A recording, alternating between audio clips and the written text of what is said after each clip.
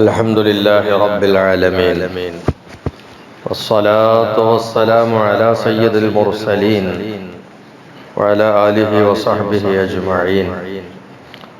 عن أبي بن كعب رضي الله عنه قال أدبوا أولادكم على ثلاث خصال: حب نبيكم وحب أهل بيته وقراءة القرآن، فإن حملة القرآن في ظل الله يوم لا ظل إلا ظله مع أنبيائه وأصفيائه. ബഹുമാനമുള്ള മുഅ്മിനീങ്ങളെ, അല്ലാഹു നമുക്ക് ഈ പ്രഭാതം കൂടുതൽ ഖൈറുള്ളതാക്കി തരട്ടെ. ഉബയ്യ് ഇബ്നു കഅബ് തങ്ങളിലൂടെ ഉദ്ധരിക്കപ്പെട്ടൊരു ഹദീസിൽ കാണാൻ കഴിയുന്നത്, മക്കളെ 3 കാര്യത്തിൽ പരിശീലനമുള്ളവരാക്കണം. 3 കാര്യങ്ങൾ മക്കളുടെ ഒരു സംസ്കാരമായി മാറണം. 3 കാര്യങ്ങൾ മക്കളുടെ പതിവ് സ്വഭാവങ്ങളായി മാറണം എന്ന് പഠിപ്പിച്ച ഹദീസാണ്. ആ 3 കാര്യങ്ങളെയാണ് ഓർമ്മപ്പെടുത്തുന്നത്. ഹുബ്ബി നബിയിക്കും, ഒന്നാമത് തിരുനബിയോടുള്ള സ്നേഹം കുട്ടികളിൽ ഉണ്ടാക്കണം. കുട്ടികൾക്ക് അതിൻ്റെ പരിശീലനം കൊടുക്കണം. തിരുനബിയോടുള്ള സ്നേഹം കുട്ടികളുടെ ഒരു സംസ്കാരമായി വളരണം.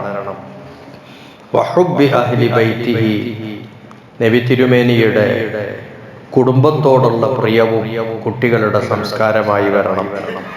അപ്പോ തിരുനബിയോടുള്ള ഇഷ്ടം കുട്ടികൾക്കുണ്ടാകുന്ന പരിശീലനം കുട്ടികൾക്ക് കൊടുക്കണം. തിരുനബിയുടെ കുടുംബത്തോടുള്ള ഇഷ്ടം അതും കുട്ടികളിൽ ഉണ്ടാക്കണം. വഖിറാഅത്തുൽ ഖുർആൻ, മൂന്നാമത്തത് പരിശുദ്ധ ഖുർആനിന്റെ പാരായണം, ഖുർആൻ ഓതുന്നൊരു ശീലം, ആ ഒരു ശീലവും കുട്ടികളിൽ ഉണ്ടാക്കണം. ഇത് 3ഉം വളരെ പ്രധാനപ്പെട്ടതാണ്. ഇവിടെ ഒരു വിശ്വാസി അവന്റെ കുഞ്ഞുങ്ങളെ പരിശീലിപ്പിച്ചു വരികയാണ്. ആ കുഞ്ഞും വളർന്നു വലുതായി ഇങ്ങനെ വരികയാണ്. പക്ഷെ ചെറുപ്പം തൊട്ടേ ഉണ്ടാകേണ്ട ശീലങ്ങളാണ് നമുക്കും അള്ളാഹുവിൻ്റെയും ഇടയിലുള്ള മധ്യവർത്തിയായ നബി സല്ലല്ലാഹു അലൈഹി വസല്ലമ. ആ നബിക്കാണ് അള്ളാഹു വഹി കൊടുത്തത്. ജനങ്ങൾക്കുള്ള സന്ദേശങ്ങൾ മുഴുവനും അള്ളാഹു കൊടുത്തയക്കുന്നത് നബിയിലൂടെയാണ്. നബിയാണ് നമ്മളെയും അള്ളാഹുവിനെയും ബന്ധിപ്പിക്കുന്ന ഒരു കണ്ണി. അതുകൊണ്ട് തന്നെ ആ തിരുനബി ആദരണീയരാണ്, എത്രയോ ബഹുമാനമുള്ള ആളാണ്. നിസ്കാരത്തിൽ പോലും തിരുനബിയെ ഓർക്കുകയും തിരുനബിയെ പറയുകയും ചെയ്തിട്ടേ ഒരു വിശ്വാസിയുടെ നിസ്കാരം കഴിയുന്നുള്ളൂ. ആ തിരുനബിയോ നമ്മളെ ഇഷ്ടപ്പെടണമെങ്കിൽ തിരുനബിയുടെ മഹത്വങ്ങൾ മനസ്സിലുണ്ടാവണം. അപ്പൊ നബിയെ കുറിച്ചിട്ടുള്ള പാഠങ്ങൾ, നബിയെ കുറിച്ചിട്ടുള്ള മതിപ്പ്, നബിയെ കുറിച്ചിട്ടുള്ള ബഹുമാനം, ഇത് കുട്ടികളുടെ മനസ്സിലുണ്ടാവണം. എന്നാൽ ഇക്കാലത്ത് നമുക്ക് തിരുനബിയെ നേരിട്ട് കാണാൻ കഴിയില്ല. നൂറ്റാണ്ടുകൾക്ക് മുമ്പ് വിട പറഞ്ഞു പോയി. പക്ഷെ തിരുനബിയുടെ വാക്കുകൾ, തിരുനബിയുടെ ജീവിതം എല്ലാം നമുക്ക് ചരിത്രമായി നമ്മുടെ മുന്നിലുണ്ട്.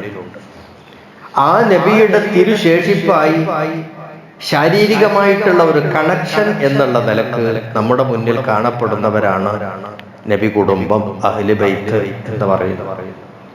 അവരാണ് ഇപ്പോൾ നമുക്ക് കാണാൻ കഴിയുക. നബിയുടെ മക്കൾ പരമ്പര, ഫാത്തിമ ബീവിയിലൂടെ, ഹസൻ ഹുസൈൻ റളിയല്ലാഹു അൻഹുമയിലൂടെ ആ മക്കൾ പരമ്പരയായി അതിങ്ങനെ വിവിധ കണ്ണികളായി പല ഭാഗത്തും ഉണ്ടാവും. അപ്പൊ അതിൽപ്പെട്ട ആളുകൾ അഹ്ലു ബൈത്ത്, അതാണ് നബി കുടുംബം എന്ന് പറയുന്നത്. ആ കുടുംബത്തോടും കുട്ടികൾക്ക് എന്തുണ്ടാവണം? ബഹുമാനം ഉണ്ടാവണം. വളർന്നു വരുന്ന മക്കൾക്ക് അവരോടും ബഹുമാനം ഉണ്ടാവണം. അപ്പൊ അവരോട് മര്യാദ കേടായിട്ട് പ്രവർത്തിക്കുന്നതിൽ നിന്ന് കുട്ടികളെ വിലക്കുകയും അവരെ ബഹുമാനത്തോടു കൂടി പെരുമാറാൻ കുട്ടികളെ പഠിപ്പിക്കുകയും അവർ ആദരണീയരാണെന്നുള്ള ബോധം കുട്ടികളിൽ ഉണ്ടാക്കുകയും ചെയ്യണം. 3ാമത് കാര്യമാണ് ഖുർആനോ. പണ്ട് കാലത്തൊക്കെ ഓർമ്മയുണ്ട്, മഗ്രിബ് കഴിഞ്ഞാല് വീട്ടില് മറ്റൊന്നുമില്ല, വീട്ടിൽ മുതിർന്ന ആളുകളും കുട്ടികളും എല്ലാവരും ഇരുന്ന് ഖുർആൻ ഓതുമായിരുന്നു. ഒരു വീട് മുസ്ലിമിന്റെ വീടാണ് എന്ന് തിരിച്ചറിയാൻ ഇശ മഗ്രിബിന്റെ ഇടയിൽ വീട്ടിന്റെ മുന്നിലൂടെ പോയാൽ നമുക്ക് മനസ്സിലാക്കാൻ കഴിയും. അവിടുന്ന് ഖുർആൻ ഓത്ത് കേൾക്കും. മദ്രസയിൽ പഠിക്കുന്ന കുട്ടികൾ, മുതിർന്ന കുട്ടികൾ, മദ്രസ പഠനം കഴിഞ്ഞിട്ട് മറ്റുള്ള പഠനത്തിൽ മാത്രം വ്യാപൃതരാകുന്ന കുട്ടികളൊക്കെ ഉണ്ടാവും. പക്ഷെ ഇശ മഗ്‌രിബിന്റെ ഇടയിലുള്ള ടൈം വളരെ മുഹൂർത്തമായ ടൈമാണ്. ആ ടൈമില് ഖുർആൻ ഓതുന്ന ഒരു ശീലം നമ്മുടെ വീടുകളിൽ ഉണ്ടാവണം. കുട്ടികളെ ഖുർആൻ ഓദിച്ച് ശീലിക്കണം. ഈ ശീലവും കുട്ടികളിൽ വിടാതെ നിലനിർത്തണം. ഈ 3 കാര്യങ്ങൾ. ഈ ടച്ചപ്പ് ഉണ്ടായാൽ ഉള്ള ഗുണങ്ങളെ കുറിച്ചാണ് ഇനി പറയുന്നത്. ഫഇന്ന ഹമലത്തുൽ ഖുർആനി, ഖുർആൻ വാഹകരായിട്ടുള്ള ആളുകൾ ഫീ ളില്ലില്ലാഹ്, അല്ലാഹുവിന്റെ പ്രത്യേക തണലിലായിരിക്കും അവർ മഹ്ശറിൽ ഉണ്ടാവുക. യൗമ ലാ ളില്ല ഇല്ലാ ളില്ലുഹു, അതേതാണ് ആ ദിവസം? അല്ലാഹുവിന്റെ തണലല്ലാതെ മറ്റൊരു തണലും ഇല്ലാത്ത ഒരു സന്ദർഭം. അതാണ് മഹ്ശറിലെ സമയം എന്ന് പറയുന്നത്. അള്ളാന്റെ തണൽ, അള്ള ഒരുക്കിയ പ്രത്യേക തണലല്ലാത്ത വേറൊരു തണലും ഇല്ല. ഒരു മരവും ഇല്ല, ചെടിയില്ല, പിന്നെ മേൽക്കൂരയില്ല, ടെറസില്ല, ഒന്നും നമുക്ക് തണല് തരാനൊന്നുമില്ല. അങ്ങനത്തെ എരിപൊരി വെയിലത്ത് നിൽക്കുന്ന ആ മൈതാന സാഹചര്യം, അവിടെ അള്ളാഹുവിന്റെ പ്രത്യേകമായ തണല്, ആ തണല് ആർക്കുണ്ടാവും? ഖുർആൻ വാഹകരായിട്ടുള്ള ആളുകൾക്ക് ഉണ്ടാവും.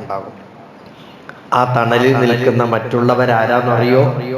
മഅ അംബിയാഇഹി, അള്ളാന്റെ പ്രവാചകരുടെ കൂടെ, നബിമാരുടെ കൂടെ, വഅസ്ഫിയാഇഹി, അതുപോലെ അള്ളാഹുവിന്റെ നബിമാരെ പോലെ അള്ളാഹു അവന്റെ സൃഷ്ടികളിൽ നിന്നും തെരഞ്ഞെടുത്ത പ്രത്യേകക്കാരായ ആളുകൾ, വലിയ വലിയ മഹാന്മാർ, അമ്പിയാക്കൾ അല്ലെങ്കിലും അമ്പിയാക്കളെ പോലെയുള്ള ഔലിയാക്കൾ, മഹത്തുക്കൾ, അത്രയും ഗ്രേഡ് കൂടിയ ആളുകൾ, അവരൊക്കെയാണ് അള്ളാഹുവിന്റെ ആ പ്രത്യേക തണലിൽ നിൽക്കുക. എന്നാൽ അതേ തണലിൽ അവരുടെ കൂടെ ചേർന്ന് നിൽക്കാൻ ആർക്ക് കഴിയും?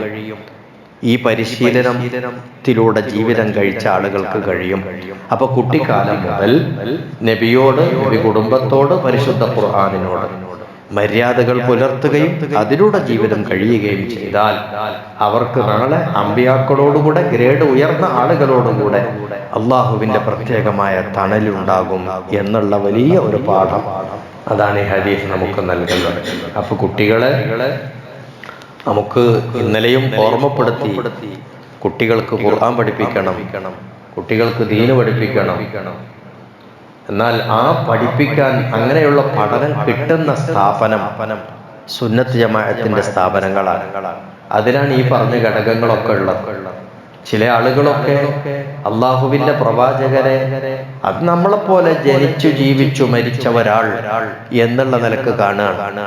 അത് അള്ളാഹു തആല ഏൽപ്പിച്ച കാര്യം മൂപ്പരെ നിർവഹിച്ചു എന്ന് മാത്രമേ ഉള്ളൂ. ആ നിലക്ക് തിരുനബിയോടുള്ള ബഹുമാനം ഇല്ലാത്ത രൂപത്തിൽ ദീനുൽ ഇസ്ലാം പ്രവർത്തിപ്പിക്കുന്ന കുറച്ച് ആളുകളുമുണ്ട്. അവരുടെ സ്ഥാപനങ്ങളിലോ മദ്രസയിലോ പാഠശാലയിലോ നമ്മുടെ മക്കൾ പോയാൽ ആ മക്കൾക്ക് ഈ പറയപ്പെട്ട പ്രധാനപ്പെട്ട 3 ഘടകങ്ങളിൽ പരിശീലനം കിട്ടൂല. നബിയോടുള്ള മഹബത്ത് കുട്ടികളിൽ ഉണ്ടാവണം, നബി കുടുംബത്തോടുള്ള മഹബത്ത് ഉണ്ടാവണം, ഖുർആൻ ധാരാളമായിട്ട് ഓതണം, അതിലേക്കുള്ള താല്പര്യം കുട്ടികൾക്ക് ഉണ്ടാകണം. അതിന് സുന്നത്ത് ജമാഅത്തിന്റെ സ്ഥാപനങ്ങളിൽ, മദ്രസകളിൽ ഒക്കെ തന്നെ പഠിപ്പിച്ചാൽ മാത്രമേ കഴിയുള്ളൂ. ആ കാര്യം രക്ഷിതാക്കളാകുന്ന നമ്മുടെ ശ്രദ്ധയിലൊക്കെ ഉണ്ടാവണം. അല്ലാഹു ജല്ല ജലാലുഹു നമുക്കും നമ്മുടെ മക്കൾക്കും ശരിയായ വിശ്വാസവും ശരിയായ റൂട്ടും അല്ലാഹു നിലനിർത്തി തരുമാറാകട്ടെ. നല്ലവരായി ജീവിച്ച് നല്ലവരായി മരിച്ച് നല്ലവരോടൊപ്പം അർശിന്റെ തണല് കൊള്ളാൻ അല്ലാഹു നമുക്ക് എല്ലാവർക്കും ഭാഗ്യം നൽകട്ടെ. അല്ലാഹു നമുക്ക് നൽകിയ ഏറ്റവും വലിയ നിഅമത്തുകളിൽ ഒന്നാണ് നമ്മുടെ മക്കൾ. ആ മക്കളെല്ലാവരെയും അല്ലാഹു തആല നന്നാക്കി തരട്ടെ. നമുക്ക് അല്ലാഹു ആരോഗ്യപൂർണമായ ജീവിതം പ്രദാനം ചെയ്യട്ടെ. ഈമാനുള്ള മരണവും അല്ലാഹു പ്രദാനം ചെയ്യട്ടെ. വആഖിറു ദഅവാനാ അനിൽ ഹംദുലില്ലാഹി റബ്ബിൽ ആലമീൻ.